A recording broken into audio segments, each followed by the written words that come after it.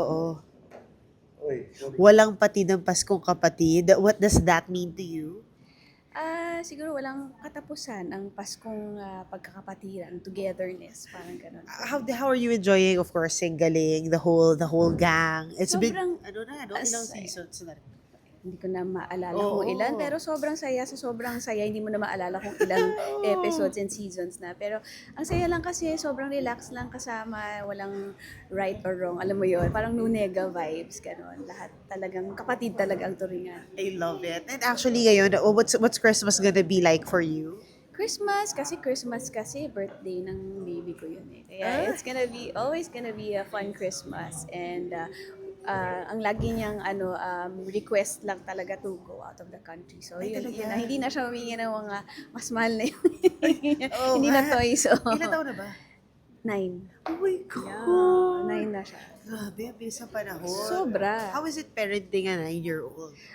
Sobrang kasi ako eh. Sobra akong talagang tutok sa kanya. And Oo. she's homeschooled and everything. So, Wow! oo, Ibang level, Ibang level Oo. tayo. Para talagang tutok talaga ang pag-grow Correct. up niya, di ba? Bakit? Ano ka, helicopter mom ka ba? Pwede rin. Pwede na ako. So, sa kayo this Christmas? Japan. I love it. Of course. Sapporo, ganyan. Yeah, siya ang namili nun. Ang hirap naman.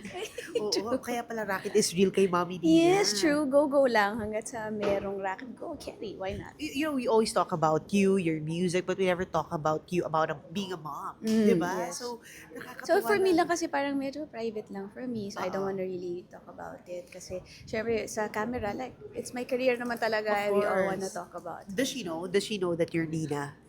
Ngayon, oo na. Kasi before, hindi pa. Parang, why are they taking a picture with you? Mga ganun. Ngayon, parang alam na niya. No? They know your song. Mga ganun. Ay, nakakatuwa. And then, how do you, kumbaga, shield her from online? Well, I just tell her that just whatever people say about you, know that you know yourself better than them. So, maraming bashers, sinasabi ko sa kanya. And hindi mo na pinapansin kasi it's only gonna get to your head and everything. So, huwag mo na papansin. Kung ano yung alam mo about yourself, yun na yung paniwalaan mo and what people say about you. And last na lang, as a homeschooled daughter, how do you make sure she has social life? She does piano, so I let her take piano lessons, dance, yung mga ganun bang. Yun yung kanyang parang socialization. Ganyan din siya kumanta? Someday!